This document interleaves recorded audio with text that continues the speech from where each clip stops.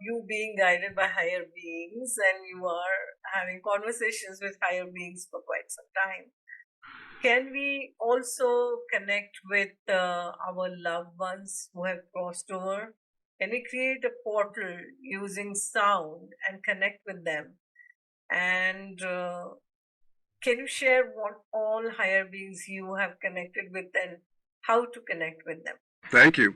Okay, so I'm going to suggest that I work, and perhaps one of the higher beings that I work with is a being by the name of Shamael, the angel of sacred sound, who came to me on my 44th birthday. And I was so skeptical that this being was real. Literally, this being came to me and started talking to me, and I was going, yeah. And I thought, one of the things is that I always question whether, whether this is real. Because I think also there are lots of cosmic jokers on the other side that pretend that there's something else. So I always look for third dimensional validation.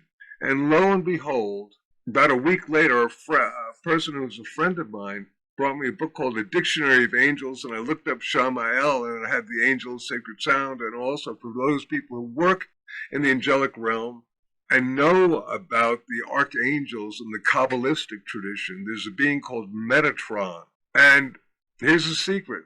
All the other angels in the Kabbalistic tradition have names that are Hebrew. Metatron's name became lost because Metatron is a Greek word that means above the throne.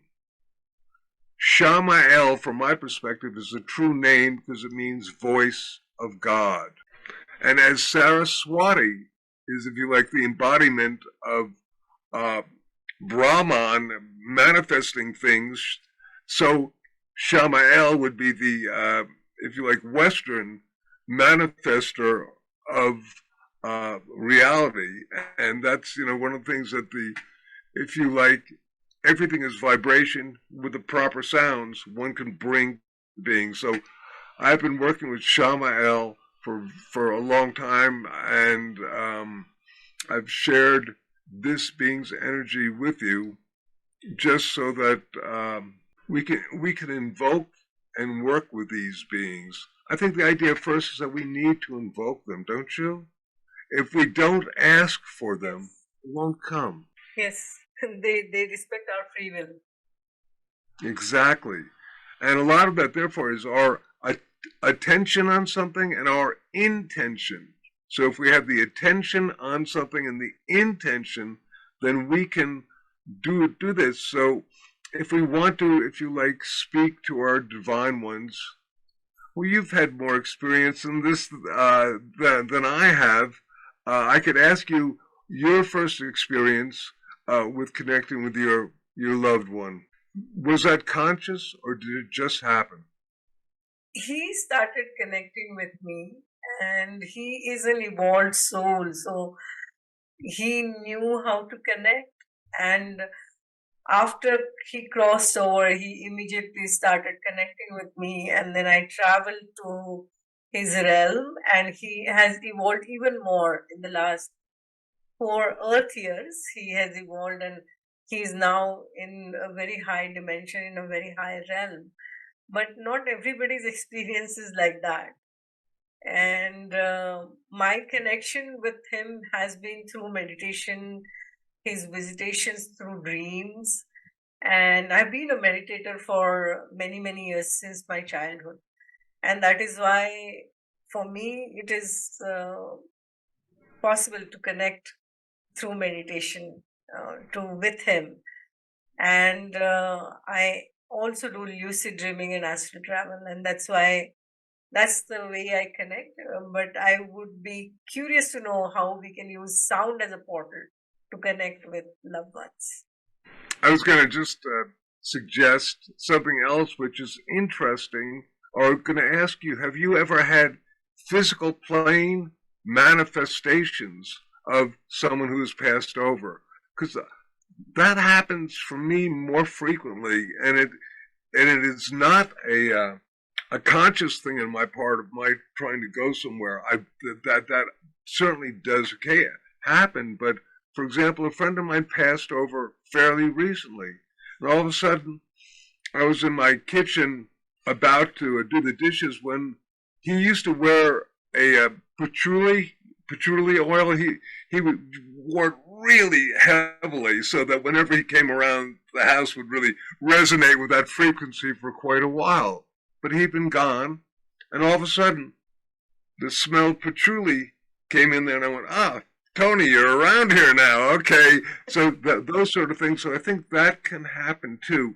Personally, I think that, as you probably know, that when a person first goes over the other plane, they sort of continue checking in what's going on here. And then ultimately they will sort of evolve to higher levels and higher dimensions, such as your son, because sometimes they have more work to do than just messing around on the earth plane with people giving them guidance. Sometimes they have truly, they're going to other dimensions, and once again, they can be here, and they can be there, and they can be many other places. We need to understand. Because they're multidimensional, so they can be here and there at the same time. And yes. I've had physical manifestations many times.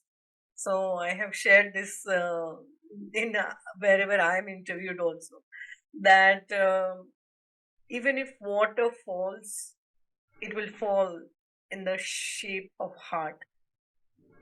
So my son is a sweetheart, and he gives me many even physical signs that he's there you go. Yes.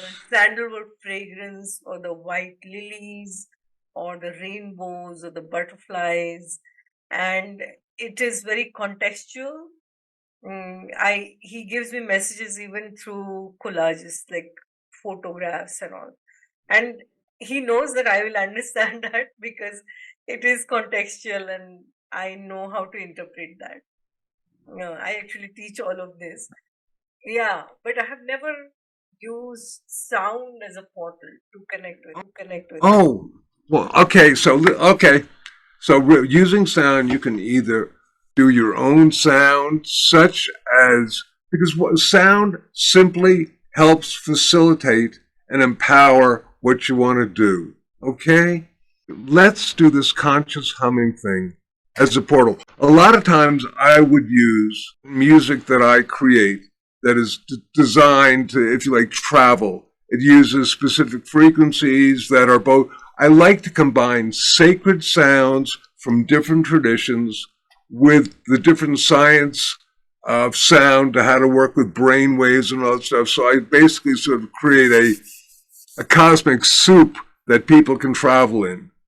But once again, because we're all unique vibratory beings, I would say go to Jonathan Goldman and try different sounds that I have. I have one that I personally love called Merkaba of sound that I use all the time, and it has to do with my working with something called the Divine Name. And there's Lama Tashi, one of the Dalai Lama's favorite chant masters, doing the and we all do it in a relationship to this 8 to 13 thing, and I really travel on it, and it works for me. And it's won lots of awards. But my chakra chants recording, a lot of people like that one. Another one called Holy Harmony, another one called Ultimate Om.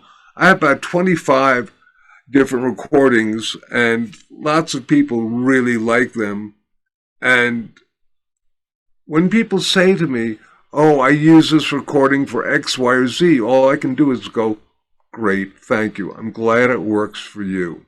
So I would say listening to the recording, being still, and having then the intention. But it's important when you have the intention to also practice what is called non-attachment. Because if you're too attached to something, it becomes very self-defeating. You need to let go and be fluid.